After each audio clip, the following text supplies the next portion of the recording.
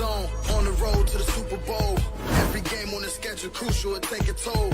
It don't matter if we at home or on the road. You try to tackle, I'll truck a sucker and take it so. I'm staring at 4th and goal, gotta find an open hole. A linebacker just close a hole where I'm supposed to go. So now I'm thinking my centers are all pro, so I trust he can make a walk for wherever the ball go. Yeah, there's 5 seconds on the play clock. The crowd was loud, but they stopped. Now it's silent while they watch. They stand off in the red zone. All I see is red home. Watch me get this touchdown and this W and head home. Welcome in, Cowboys Nation, to another Game Day Live pregame show with your boy Skywalker Still, Jesse Holley in the building, former Dallas Cowboy, and my brother from another. Cowboys, Cardinals, week 3. We got you covered all the way up to kickoff, ladies and gentlemen. What's good, big bro? What's going on, man? Another one. You know how we do. It's another one. It's an interesting one. And I was just telling you in the back, it's crazy how, a day or two can quite literally change the complexion of a game, can kind of change your mindset of a game. And what we're getting at, obviously, is the injuries that piled up on the Cowboys over the last 3 days. And Jesse, I know we talked about it a little bit. We'll get into it more. We still believe this Cowboys team is equipped. Don't get it twisted. Don't get it twisted. Absolutely.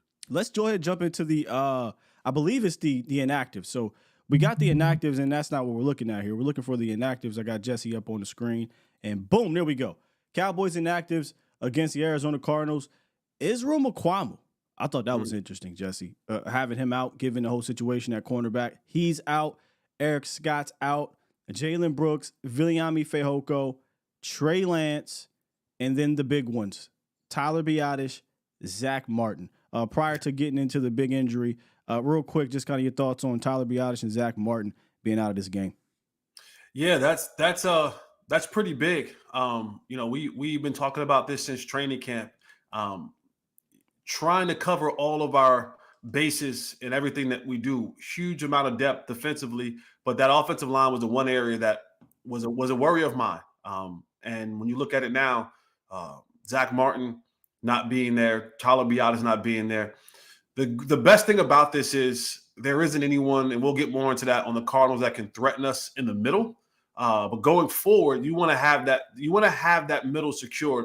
Whenever Dak Prescott has gotten himself in a little bit of trouble, and this team has gotten itself in a little bit of trouble offensively, especially in the passing game, it's when we could not protect up the middle. When that middle became soft and Dak has nowhere to step up in the pocket and deliver the ball, that not only for Dak, for most quarterbacks in the National Football League, when the center of that pocket is compromised, it makes it very difficult. Trust me, ask Zach Wilson what it feels like when the middle of that pocket is compromised and you're trying to complete a pass down the field. So not having those guys in there today, definitely a little bit of concern of mine.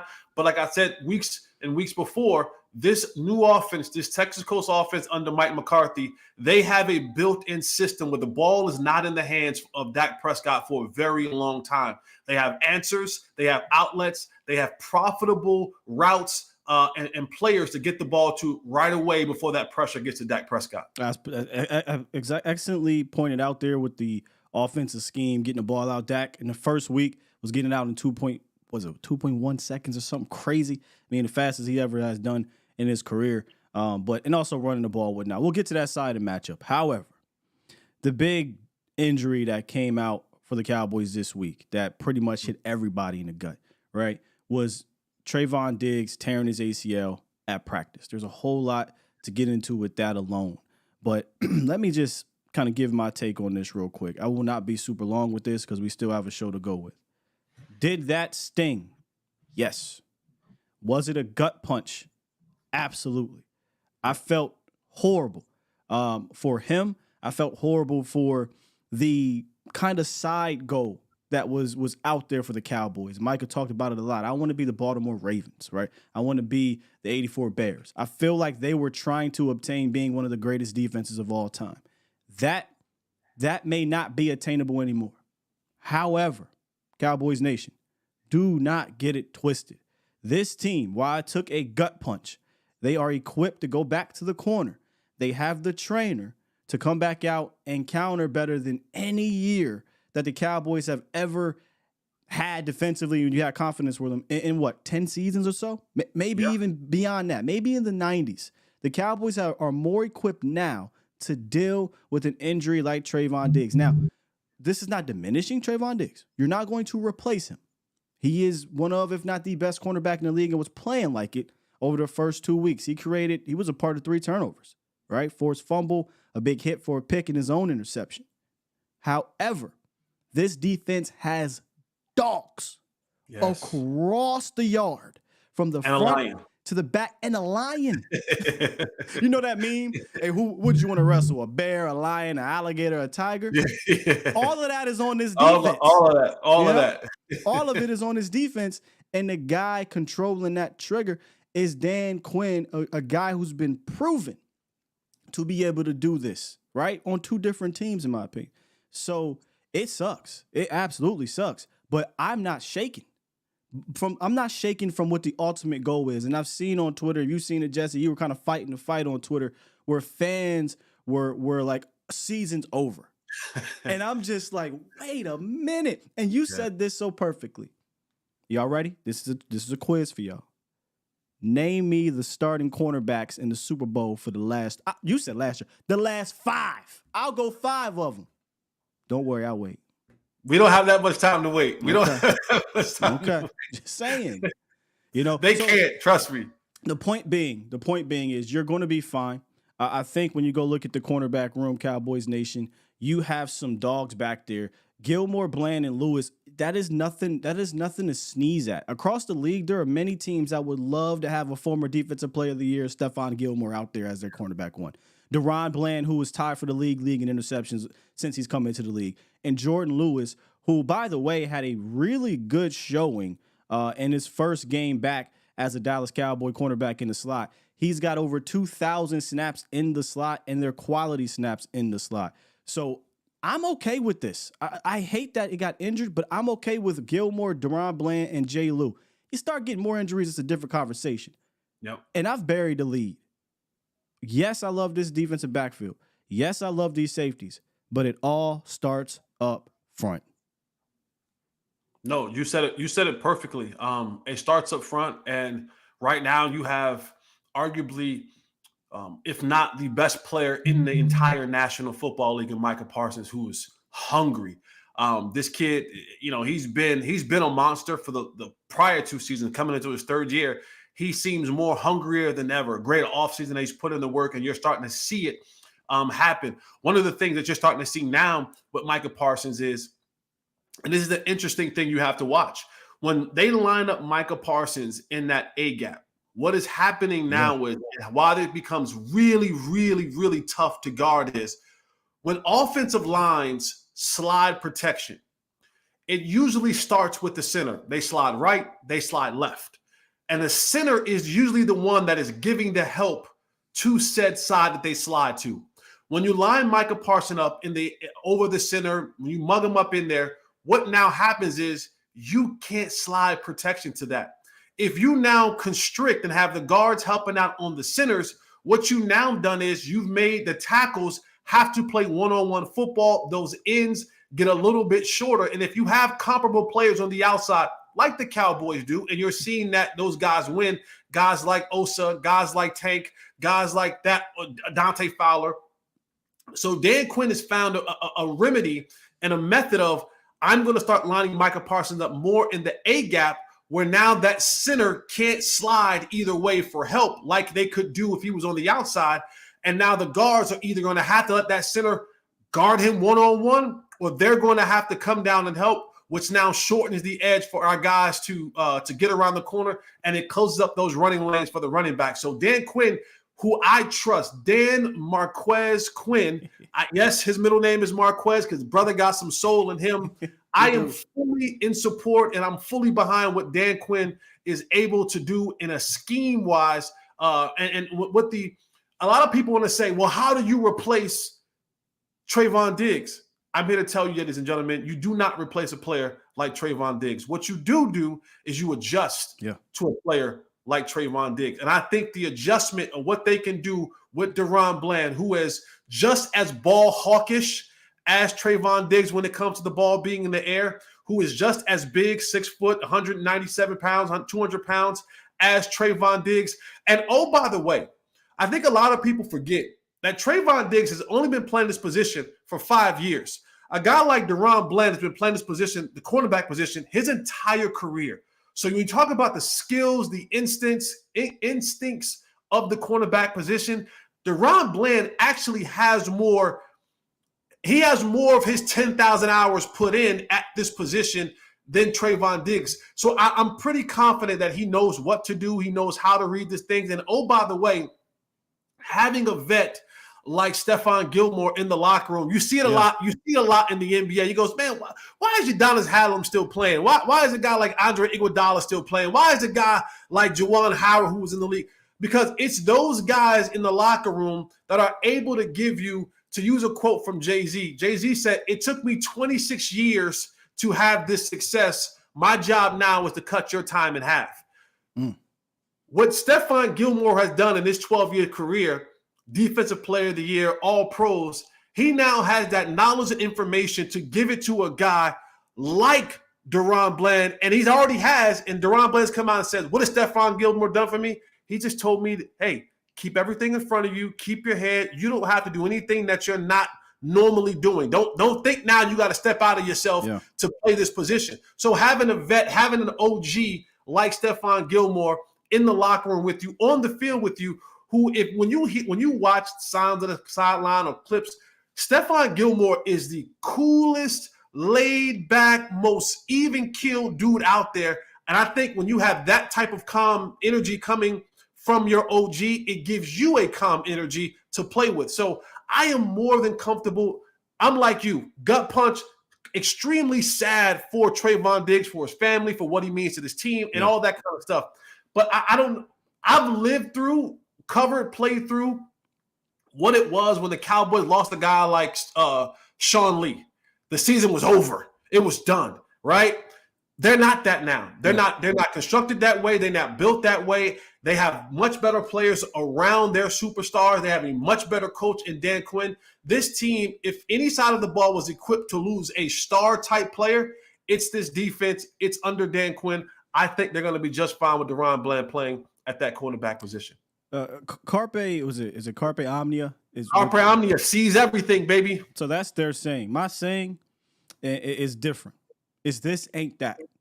There's a lot of times whether it be our own fans, whether it be opposing fans, whether it be the media, that want to attach this team, this defense, this whatever. Honestly, it's a totally different team when you think about, I think, the mentality, because now McCarthy is running his ship, Dan is running his ship, and you got dogs everywhere, right? Yeah. This ain't that. This is not 2015. This is not, you know what I'm saying? This is a totally different team here. And to go back on Deron Bland, this is a guy who understands what he has to do to come in early in the season. It happened with Jordan Lewis. I want to say in this same exact week 3, Jordan Lewis, before the game, hey, DB, we're going to need you to play slot. Oh, okay, I got you, coach. He goes in there and gets his first career interception. A couple weeks later, and Jay Lou's out. We're going to need you to play slot for the rest of the year. Got you, coach. Leads the team in interceptions.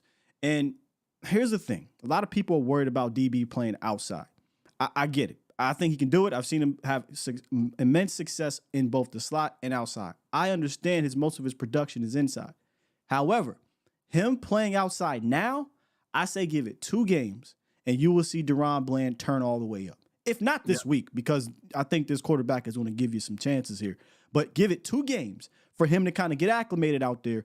And do not be surprised if Deron Bland surpasses everyone's expectations on the outside. When I say everyone, I'm probably speaking of people outside the organization. Yeah, won't surprise me. The organization. Well, right. Won't surprise us because we believe he has it. He's physical. Okay. Yep. He has the ball skills. We talk about, go look at DB's interceptions. I call him DB because Deron Bland. And Deron, anything but. Thank you. He takes it away. This isn't, I just got a lollipop to me. Go look at his 5 picks last year. He is taking the rock from you. So I'm excited to see him get his opportunity. Give him a few, and I think he'll be soaring high, and we'll be talking about Deron Bland possibly being a guy to replace Gilmore for the next season. That's just how good I feel about him, bro. I'm right there with you. And to one of our guests, I can't pronounce his name, Metrius Adams. 2010, Mike McCarthy lost 18 players to injury and still won a Super Bowl. I think this coaching staff, I am such – we all know where I stand when it comes to Freaky Mike. Yeah. I've been since day one. I'm not coming off that. I've been a fan of Freaky Mike since day one. Dan Quinn is from Jersey. You know how I feel about that. This coaching staff is so equipped to handle any and everything that is thrown their way. They have and I love the leadership. Like, when I say leadership, take Dak Prescott out of the conversation. One of the biggest leaders that I love on this football team is Jaron Kearse.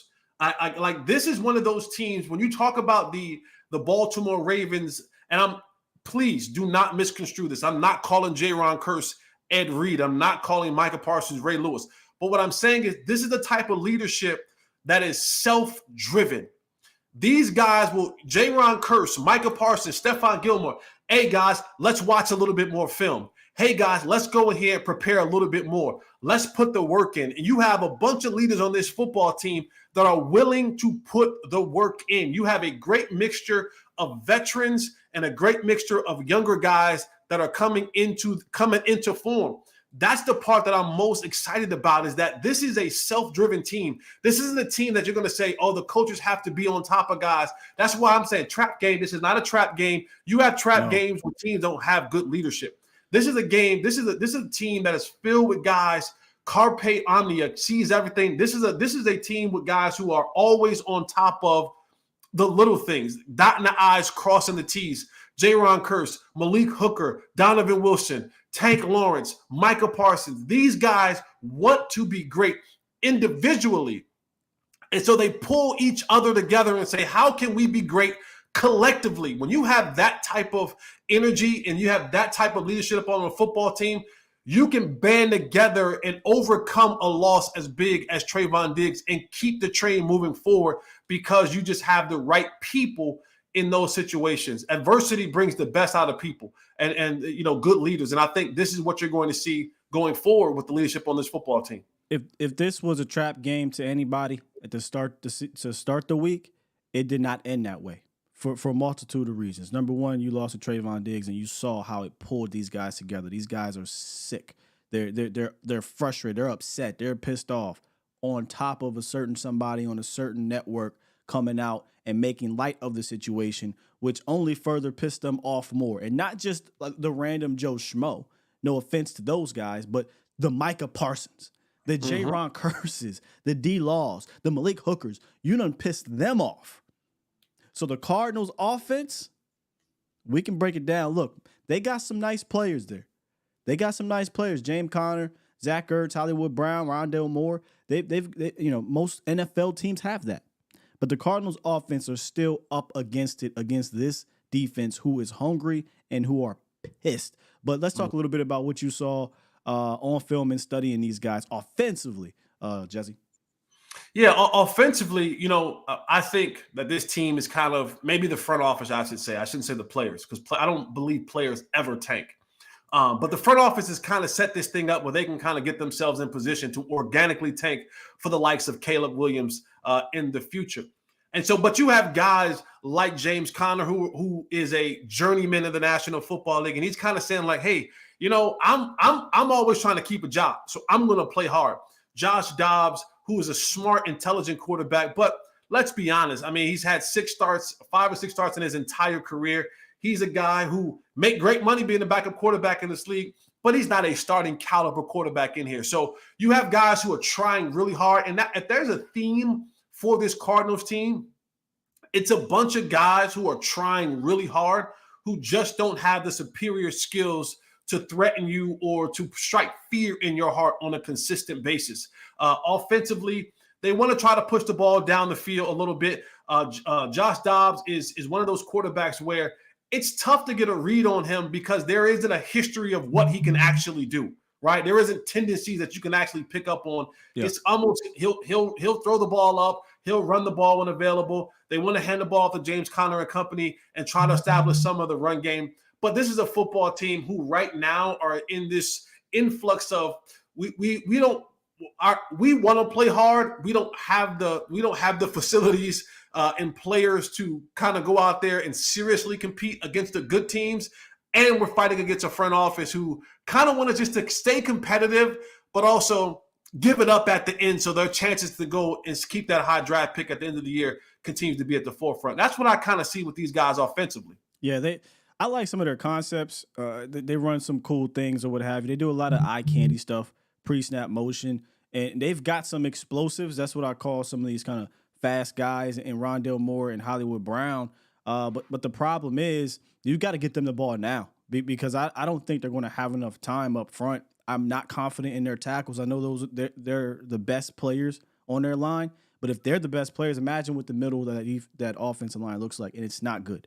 This could be another game where Oso Digizua goes off, right? Maybe we see Jonathan Hankins even get involved. And like you said, we're going to be lining up Michael Parsons over that center and that guard anyway. Elijah Wilkinson and that center I don't think they're good at all. Will Hernandez, I don't think he's going to be able to deal with the quickness, so I think they're going to have trouble with that.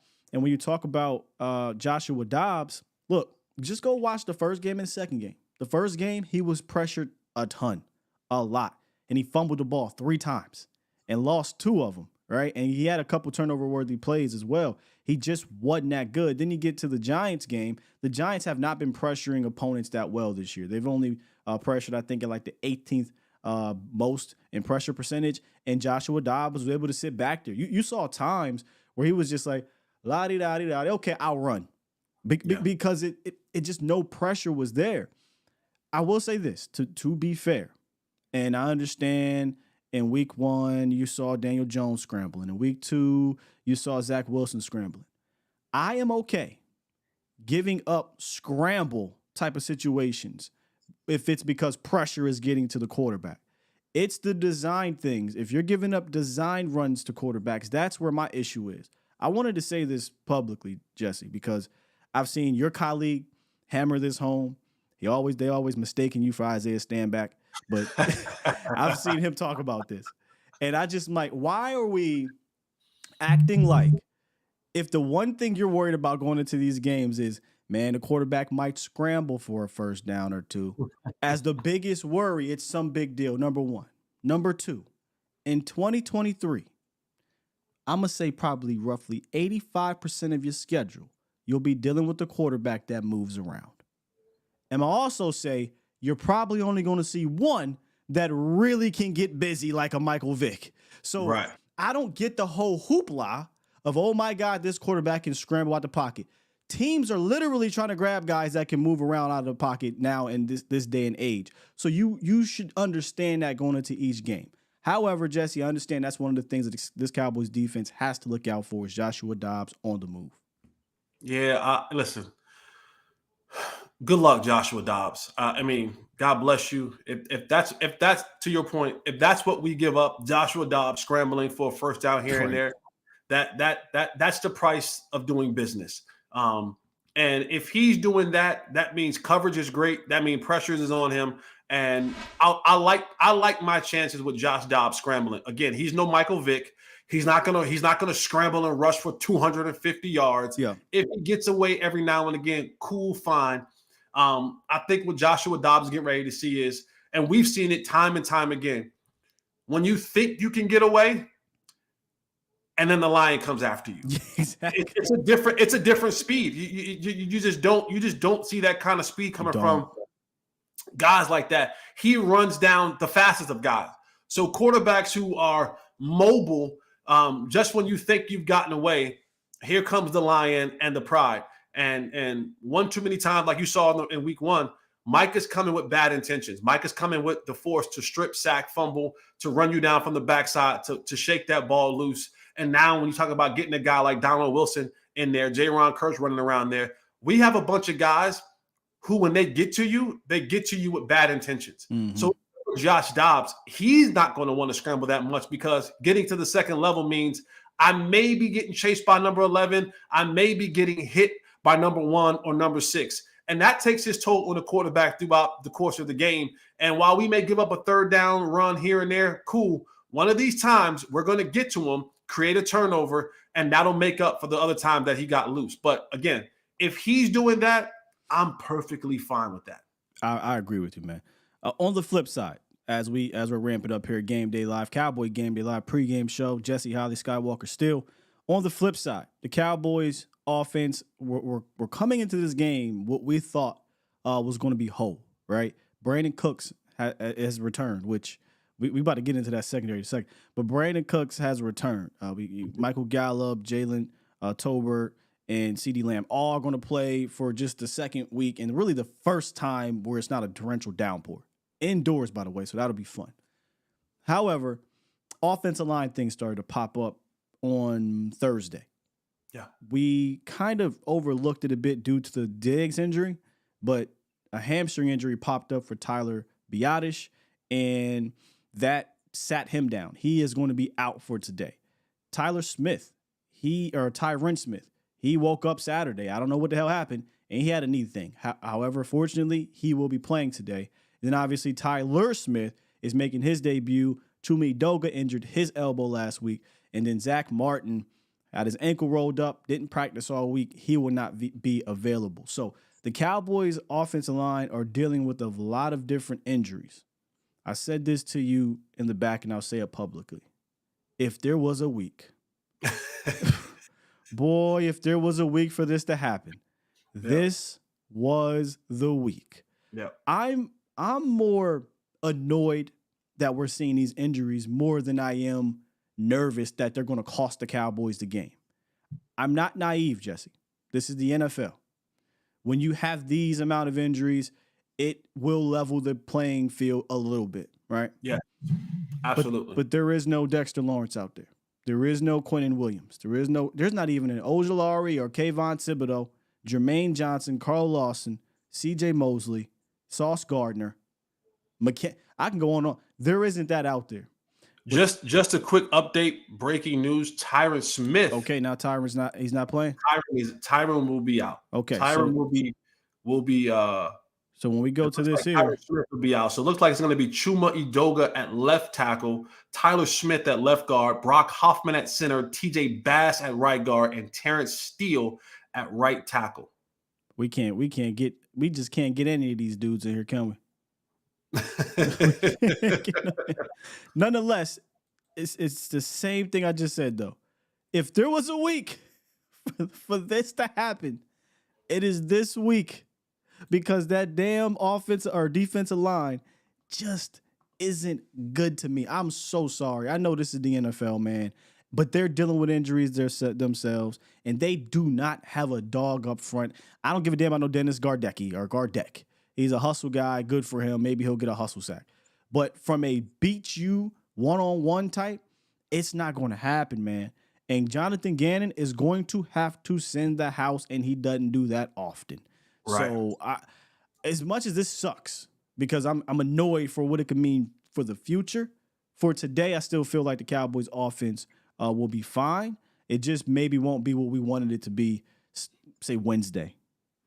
Yeah, and I think even coming into this game and not having those guys up front, one of the things that I've said on a consistent basis on what this offense has become, this Texas Coast offense / West Coast offense, it is an offense that is kind of built for situations like this. It kind of almost has that built-in release valve. And when you're down offensive linemen and you maybe can't protect like you want to, they've kind of, went away from a lot of the 5 and 7 step drop things in occasions. But this offense has it set up to where the ball is coming out so quick, so fast. Dak he's not waiting for things to develop down the field. He's taking the profit right now. And this thing is methodically moving down the football field. I think with the addition of having Brandon Cooks back, who will give you that quick, precise route running underneath, you can couple that with CeeDee Lamb and the ability of others, the running game, the running backs out of the backfield, the tight end usage, all those things, being able to now set up your offensive line to not have to protect for 4 and 5 and 6 seconds to drive the ball down the football field, but just to be able to get that initial engagement up front. The ball is gone. The ball is gone by the time those guys are able. And again, We're not talking about looking on the other side of this for this defensive line for the Cardinals and seeing a Quinnen Williams or seeing a Kayvon Thibodeau or Dexter Lawrence or a Chase Young or the likes of those type of players. No. They don't have those guys. They have a bunch of guys who try hard. They have a bunch of guys who want to do well, but they just don't have the skills where they can just line up and beat you man on man, down in and down out. So coupled, we've kind of gotten a perfect storm, so to speak, playing a defensive line that is not that dominant. They don't have the men, the skill set, coupled with we don't have our full complement of offensive linemen. So it's kind of almost like a wash. And then now you let your skill players and your quarterback who are superior than their defensive backs do what they're supposed to do and have a ball game today. I'm sorry, but I just happened to look over in the score sheet, and the Miami Dolphins have put up a 70 burger. Like 70 points on the Broncos. Oh, Mike McDaniel's out there playing Madden. Mike McDaniel's going crazy. Hey, yo, and it's 8 minutes left, bro. Whoa. Someone just said Mike White just threw a touchdown bomb for Miami. Like two are not even in anymore. Hey, yo, that's wild. 70 points. That's stuff that you see on Madden. That's unbelievable. You don't see 70 points in the National Football League. No. At all. Wow, 70 points. I'm glad we got them boys later in the season, man. Because them boys on fire right now. Man, they on fire. Last thing on the offensive line, I will say this, okay? To be fair, again, it's the NFL, so I got to be trying to be objective here. If there was something that would concern me, if Edoga is the left tackle, which he's going to be playing today, so he'll either be left tackle or left guard, likely probably left tackle, because Tyler's been playing left guard all offseason. I am concerned with stunts. It's going to take some trickery up front, I think, but I am concerned with stunts. He didn't handle those well the first 2 weeks, and then the other one will be Hoffman.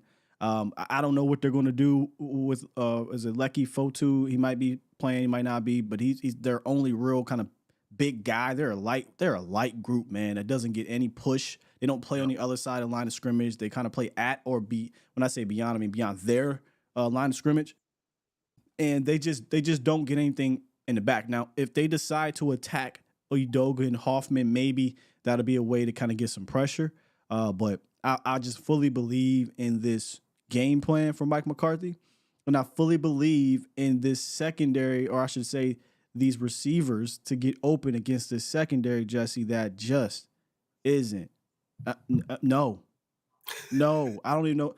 Again, trying to be respectful here, man, but it's going to take, Dak and these receivers to have a awful game to just gift them these things, because I don't think they're prepared or equipped to handle Gannon's defense. And if I may, I should say, I want to bring up this film. We did this on the show, but I want to bring it up and let you guys see it from a wide receiver standpoint and break this whole play down. This was the big play to Jalen Hyatt and kind of illustrates, Jesse, what you were saying and what I've been saying all week about this defense, if you don't mind, sir.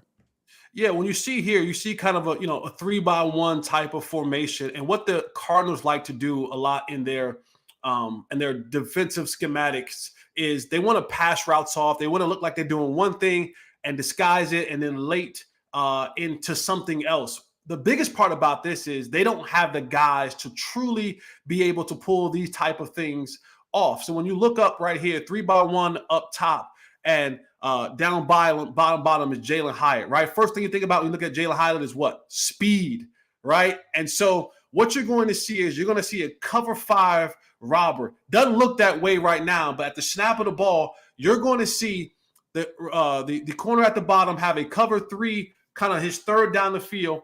Now, number 22, his job is now, you see him the entire time, he's looking back inside of Daniel Jones. He has no responsibility but to look at the eyes of Daniel Jones and to rob or steal or to cut off anything that comes his way. What you see, Darren Waller coming his way. Middle of the field safety, he has a third in the cover 3 middle field all the way back to the end zone. Problem is, he stays on this route far too long Darren Waller, the only reason he has any responsibility if Darren Waller continues up the field vertically. You can already tell 7-8 yards into this route, Darren Waller is not going vertical. He is coming across the field. So what this middle of the field safety should be doing right now, he should be on his giddy up, on his high horse, headed down the middle of the field to back up the cornerback at the bottom of the field who's playing outside leverage because he knows I have inside help from the safety. Up top, you're going to see they convert that into a cover 2. So you got 2 up top and you got 3 down bottom. That's why you have the cover 5 robber, 3-2 with the robber underneath. Problem is they don't pass this oftentimes. The middle of the field safety doesn't get on his high horse too much, is in the backfield. And this right here is I pray that they run this for the Cowboys because CeeDee Lamb or Brandon Cooks, both of those guys have the speed, playmaking ability, and just the all-around ability to go out there and do that. They'll hit their head on the goalpost for a touchdown because plays like that are in the playbook. When you see that, when Dak Prescott sees that, he looks at that and goes, I can hit this, I can make this play. And it doesn't take long for that to happen. And that's the biggest problem with the Arizona Cardinals. You saw that throughout that entire game against the Giants. Them trying to disguise their coverage, try to stay in it as much as they can, then convert or converge into something late in the coverage without the proper guys to do it. And Daniel Jones, if we're being honest, left a ton of meat on the bone in that game. They came back and eventually won that game. But I just think Dak Prescott, a much more superior quarterback mentally and physically. And what they want to do with this offense, he's in such control. It's plays like that the Cowboys will have an opportunity today to go up top and to win big against this defense. Yeah, and Gannon's going to have to, in my opinion, pick his poison in a way. I get that this offensive line may be vulnerable right now due to the injuries, but that's the type of defense that they play. They drop back 7 guys frequently. It's another, what I believe Shoddy called it, vision defense, a look at me defense. They want all eyes on the quarterback. They want 7 guys in these windows, and that's all fine and dandy. But if you cannot get home, CeeDee Lamb and Brandon Cooks will tear you up back there, and then that will create. And honestly, this is the type of game where we're expecting to see. We want Michael Gallup to show some more. We want a little bit more from Jalen Tolbert. These guys might not have to deal with these corners from a man-to-man standpoint. It's just space. So if we're throwing the space, these guys have been snagging balls out of the air all off-season, preseason, or what have you. This could kind of turn into a 7-on-7 unless that front gets home. And in my opinion, the only way that happens is with some stunts where you're confusing a Chume Doga, maybe possibly Tyler Smith is rusty, Hoffman. I fully believe, though, in TJ Bass. I think TJ Bass is one of the smarter guys we have on this team in understanding these stunts. He's passed them off pretty well in game 2 against the Jets, and he did so in preseason. So, if they want to play that vision defense back game, Dak is now mentally equipped to say, okay, I'll take this 6-yard out that might turn into 9 or 10 yards. Or if I got the time, I'll just allow this route to develop, my progression to develop, and your guys can't cover my guys. Unless Dak kind of glitches, we talk about glitching, right? I don't foresee him just giving them the ball all game. Quarterbacks, if you've been watching it today, quarterbacks throw bad passes. That happens throughout the game. Just don't give them the rock, Jesse. Yeah. And I think that you can be able to move the ball methodically. And the difference between this team and that team in the red zone, this ain't the Jets, okay? This front can be ran on, and you should be able to succeed if you get down there. In addition to the Cardinals are also, when you line up a rookie corner at any point in time of the season, that is something that when guys watch it on film, they go, this is a guy who wasn't a highly touted guy, good player out of Louisville, Kentrell Clark, number 13 for the Cardinals, rookie nonetheless. And when you have a veteran guy like Brandon Cooks, when you have a superior athlete like CeeDee Lamb, when you find those moments in time, and you can go back and you can watch the game. I text this to you. When we played the Jets, what a great scheme that Brian Schottenheimer and Mike McCarthy ran, where they got Michael Gallup lined up man-to-man on the outside. Now, I, for one, thought that with a better release on a slant route, it should have been a touchdown. So rugged. Unfortunately, when he was slanted in, it was so rugged. And just but those are the type of things where I can set things up. When you saw it, the motion was just to tell me, just to give you my answer. When they motioned Tony Pollard away from Michael Gallup, it gave the answer. Safety came down, inserted himself into the rush. That lets me know right now, hey, you're the hot guy. You're outside. We don't have enough guys to block this, but I have my answer. The ball is going here right now. Michael Gallup should have saw that. Same thing's going to apply in this game.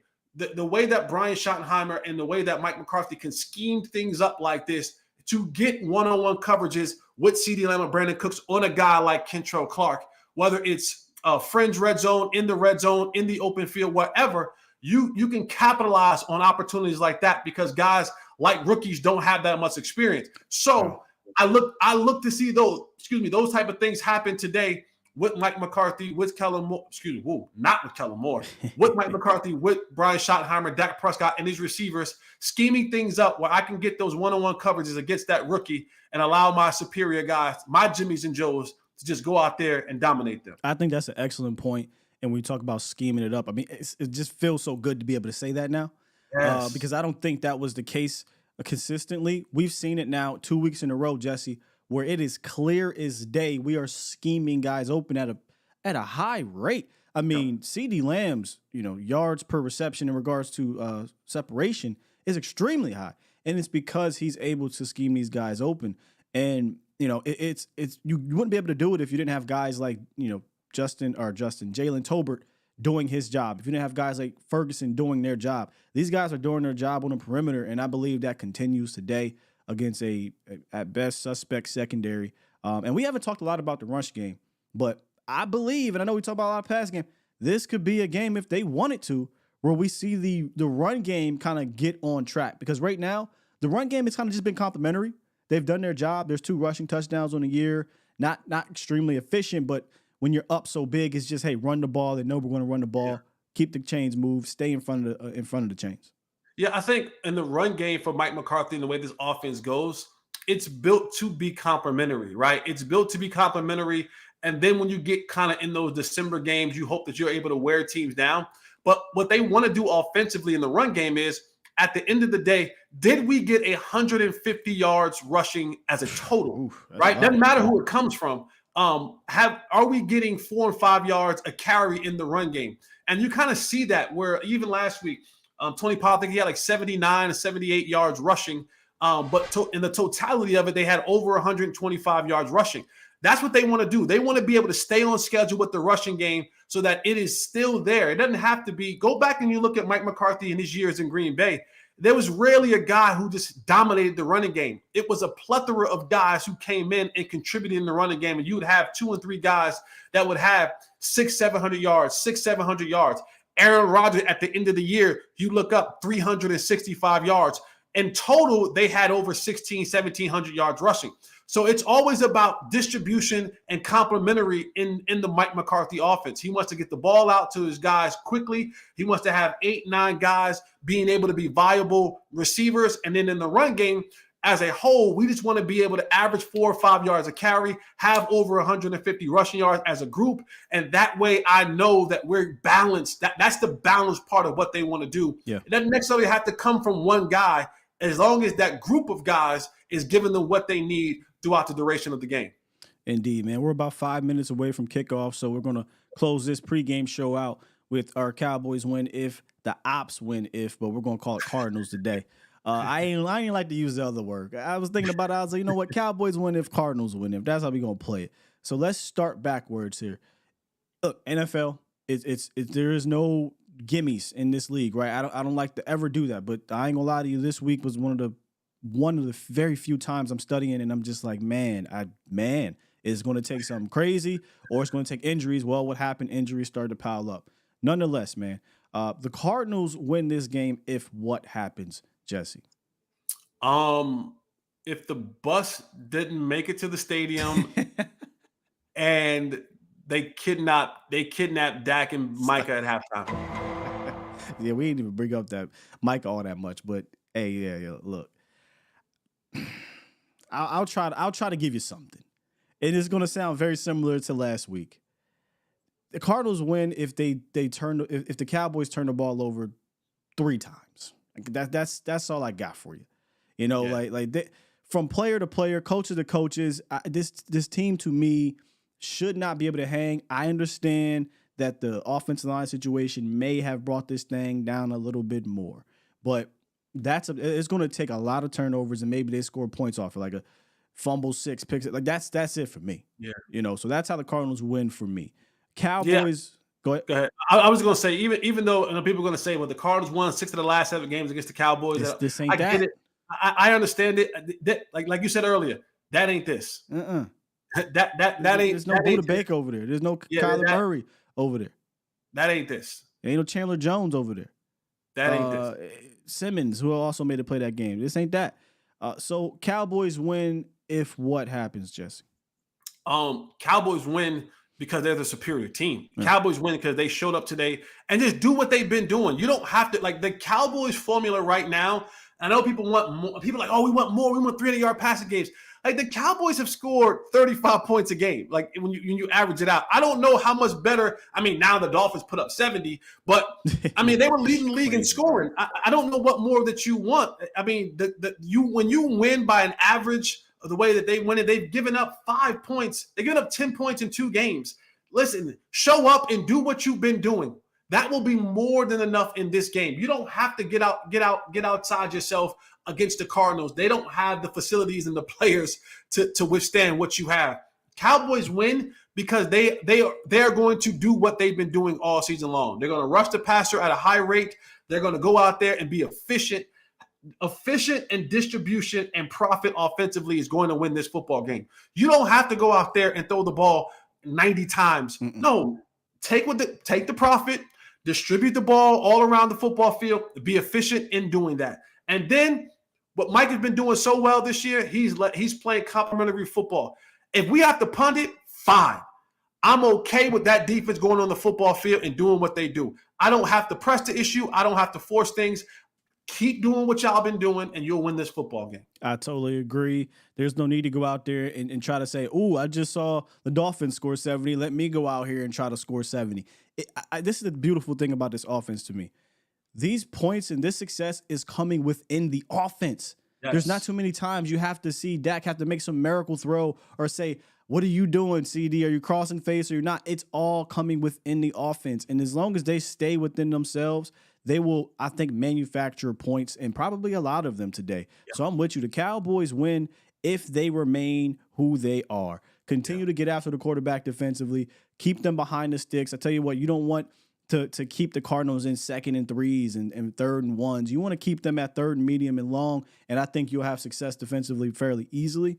And then offensively, just remain who you are. Stay within your offense. Continue to keep that balance. Take the shots when they're there. Take the profit when it's there. I don't think they need to do anything crazy. The days of me caring about this offense being number 1 and scoring 100 points a game, I don't care. We've been that for how many since you were playing. Yeah. The Cowboys have had top offenses you've been playing. I want to play winning football, and McCarthy has these boys playing winning football. Don't take them lightly. Obviously, the players, don't take them lightly. We can say what we want. I don't believe they are taking them lightly. In fact, I believe they're going to go out here in a minute here and be pissed off and get this dub. Yeah, there you go. Let's go to the ball game. All right, Cowboys Nation. We will see y'all at halftime for Cowboy Game Day Live. Make sure y'all come on back for Jesse Holley, Skywalker still here. We are out. Peace.